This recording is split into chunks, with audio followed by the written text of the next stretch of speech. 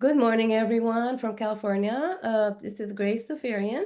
I am the CEO of L'Associere and also the founder of MBAide. We're excited to welcome Ysmael to today's MBAide Learn and Network webinar on cybersecurity, the business imperative for our MBAides.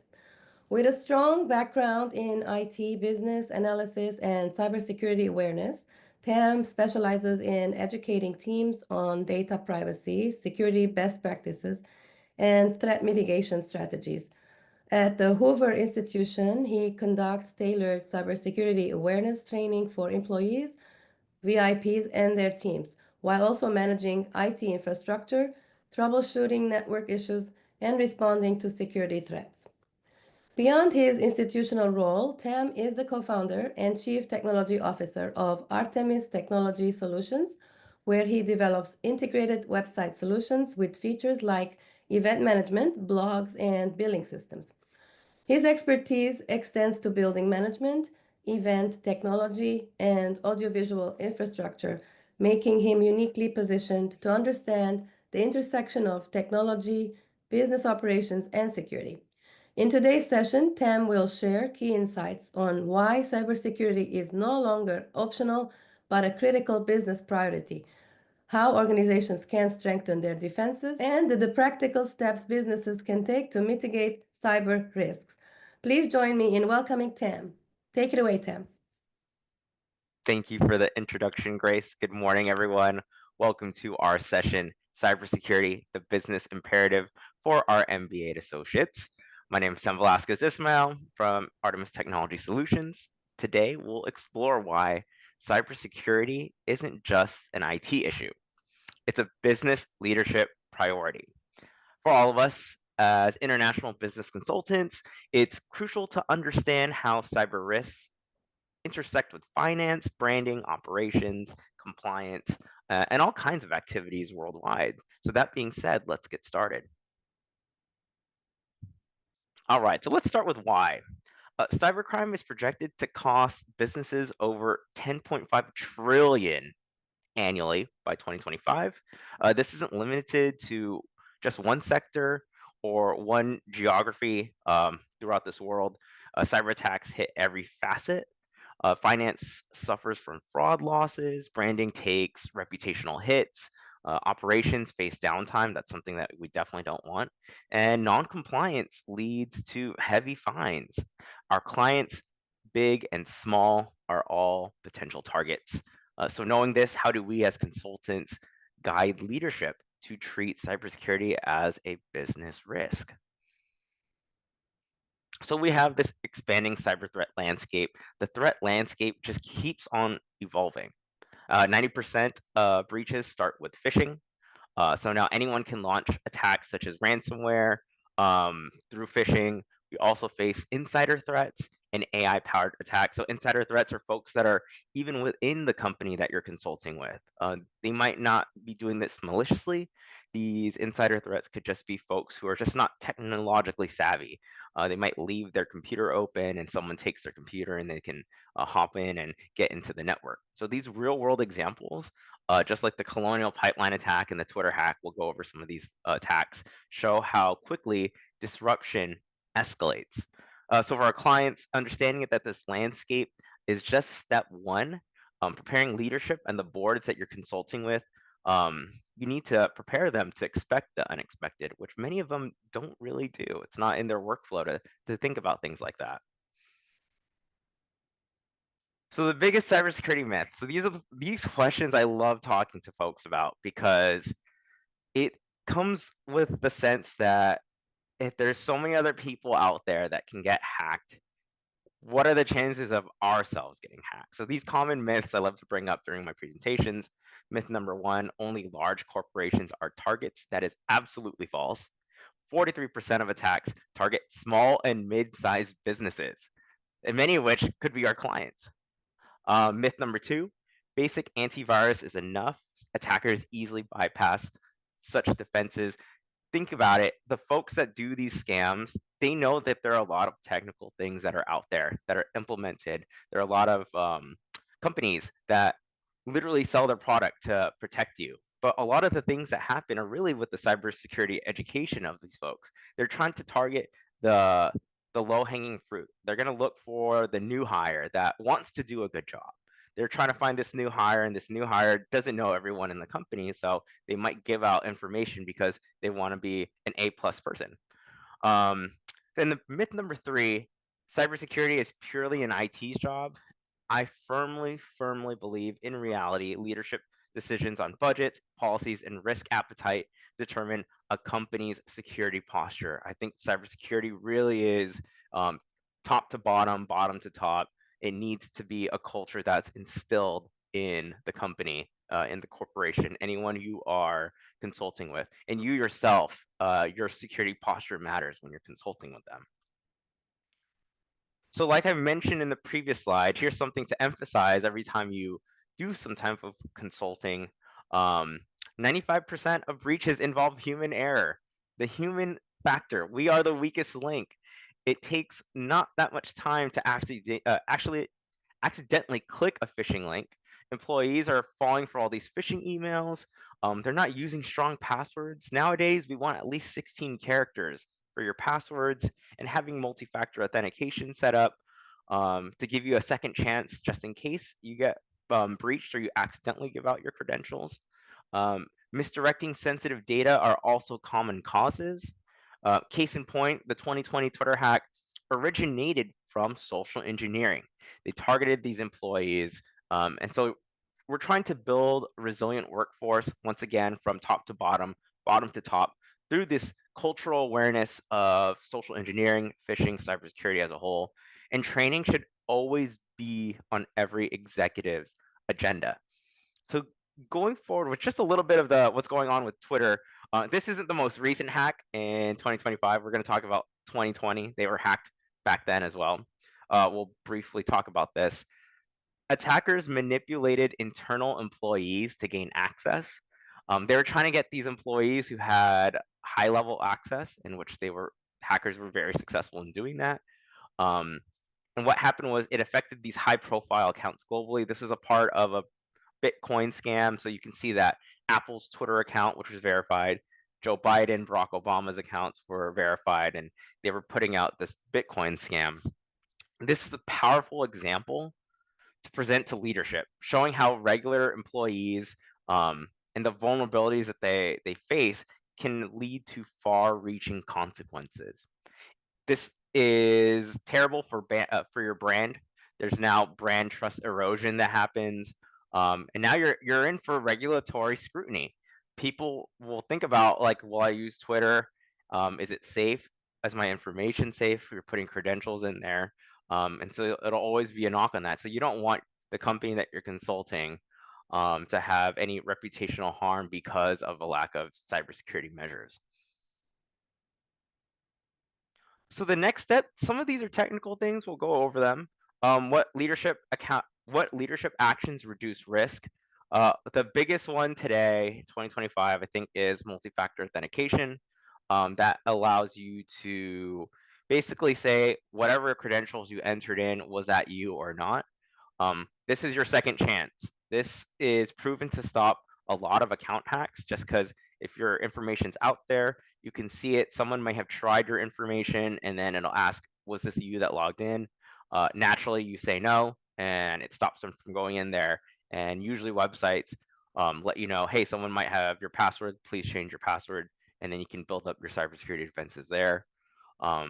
Couple of things about multi-factor authentication is I think many websites nowadays already have you do that. You log into a website and it's asking you for your password.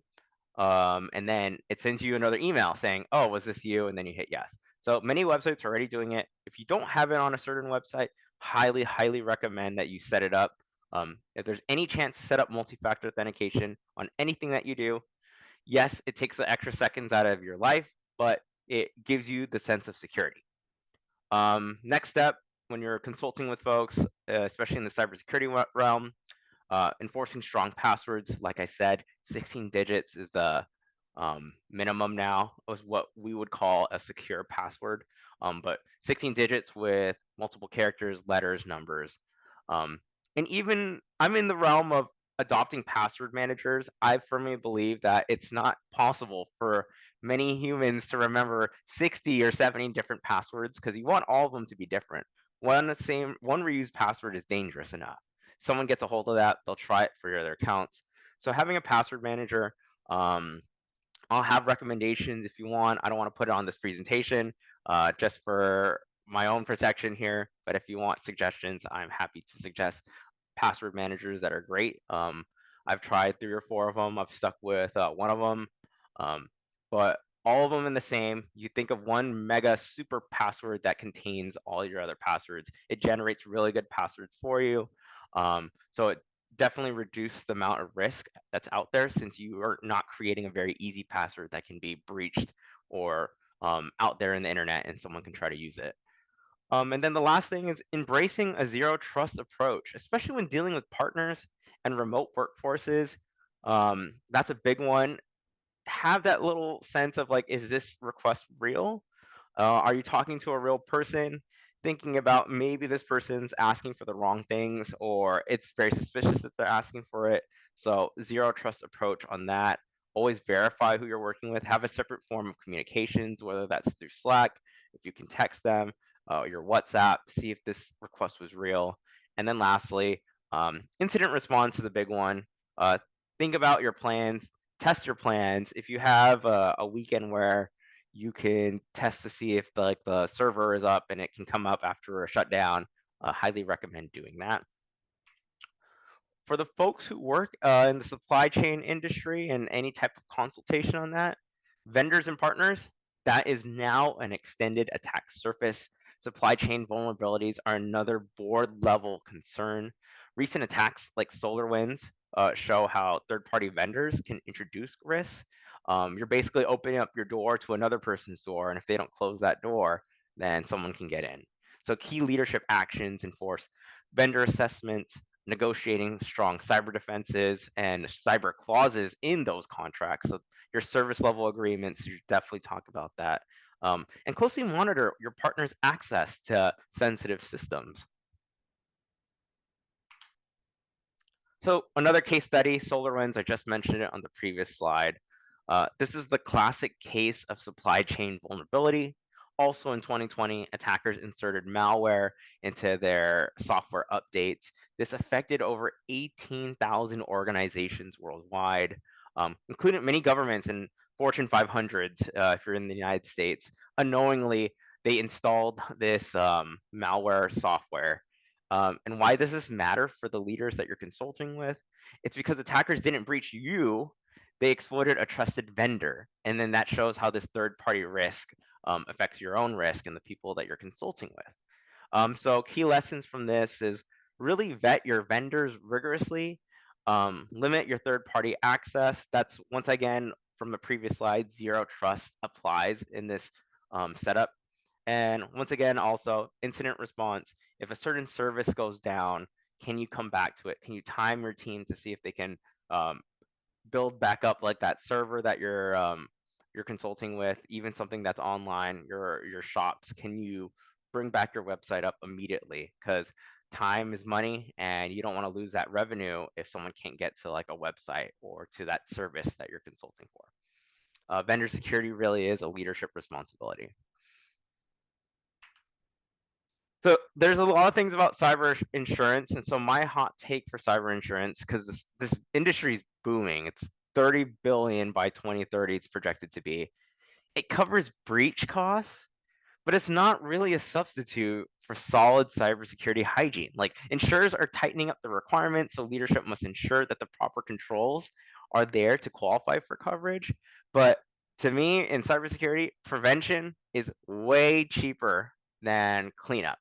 Uh, it's hard to clean up when you've been breached, and now you have to explain to your clientele that you've been breached. That really destroys reputation. No insurance can cover fixing a broken reputation. So I don't think it's good for security. If you want to spend for it, go for it. But I would rather invest money and the time to building up the folks that work at the company in a cybersecurity program, get the technical tools involved to stop types of attacks malware breaches, you name it. I think that's a better investment in time, especially in people. So regulatory environments are tightening up globally. There's GDPR, CCPA, SEC. You can name all these different acronyms. But non-compliance results in hefty fines. And leadership, including the boards you'll be consulting with, are increasingly held personally liable for that. So for these activities, cyber audits are becoming a standard due diligence. And as consultants, we must advise our clients to embed compliance in their business strategy. So knowing these different legal entities that are out there, I know that GDPR is very, very strict. They're pretty good when it comes to at least personal privacy that gets out there. So learning those different rules that are out there will be very useful when you're consulting with your companies. And so business continuity and cyber resilience, I've been talking about like disaster recovery in previous slides. Every cybersecurity person will know that breaches are inevitable. No matter all the time that you spent in training people and putting all these technical systems in place, there will be a breach. It's a matter of if, not when. Um, so what matters is the resilience and how fast a company can recover and maintain customer trust. Leaders should prioritize testing incident response plans, disaster recovery strategies, and clear crisis communication protocols. So, like having a separate form of communication in case your normal form of communication can be breached. A simple explanation of that is, let's say, an email from your company that you're consulting with got breached. You get this email from the front desk person who got their email breached. You naturally will respond to it. You know that this person has this email. You're not really thinking about looking at, oh, is this request weird? And now that that internal threat has propagated throughout your business, maybe you have a phone number that you can call instead of using email, because now your email chains have been compromised. So the difference between an incident becoming a blip or a disaster really lies in the preparation of that. And one thing also is just like the role of leadership in building a cybersecurity culture. Security culture really starts at the top. Leaders must visibly support these initiatives, communicate regularly about cybersecurity risks, and integrate security in all their talking points, really. The recognizing and rewarding secure behavior encourages an organization's wide buy-in. As consultants, this is where we can guide leadership in making cyber risk a strategic priority. One thing that I find very successful is sometimes you just have to scare them. You got to show them the numbers. You got to show them the graphs. You got to show them the statistics of knowing that this is what would happen if we suffered a breach, knowing what you'll lose, knowing the people that stop believing in what you're doing, which is so hard to repair, and just the financial disasters that can come out of it. So scaring really helps. So quick takeaways and wins, some actionable questions to drive change. Do we have an updated incident response plan? Are your employees trained regularly? Are your vendors secure? Encourage your leadership to run regular risk assessments, fostering a culture of security and champion cyber initiatives, and not just leave it to the IT team alone. Like the IT team should not be responsible for all of these things. I think this is a cultural thing that has to happen within the company. Leadership should really understand what's at stake here. And your call to action, be proactive, not reactive. As we close, here is a key takeaway. Cybersecurity really is a leadership issue. It's no longer just the IT concern. It shapes business resilience, investor confidence, competitive advantage. The organizations that lead in cybersecurity are the ones that retain trust. They safeguard value and they recover quickly when the incidents do happen. So, as business leaders and consultants, it's on us to embed security into strategy, into culture, into decision making. Um, I say own the strategy. You got to lead the culture. You got to stay ahead, and that's how we future-proof businesses. And that's all I have. Thank you, Tim. Those were really very important points you touched on, and it's very essential for businesses nowadays to be cyber attack proof. Hmm. So I agree with that totally. Thank you. It was great to have you here. Thanks everyone for joining, and hope to see you next time. Bye bye.